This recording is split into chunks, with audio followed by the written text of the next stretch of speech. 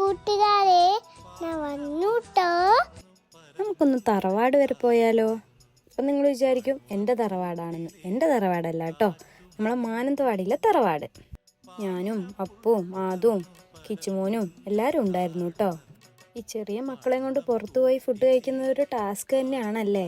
എന്നാലും സാരമില്ല, ഫുഡിൻ്റെ രുചിയൊക്കെ ഓർക്കുമ്പോൾ നമ്മൾ കഴിച്ചു പോകും. അങ്ങനെ നമ്മൾ ചോറാണ് കേട്ടോ ഓർഡർ ചെയ്തത്.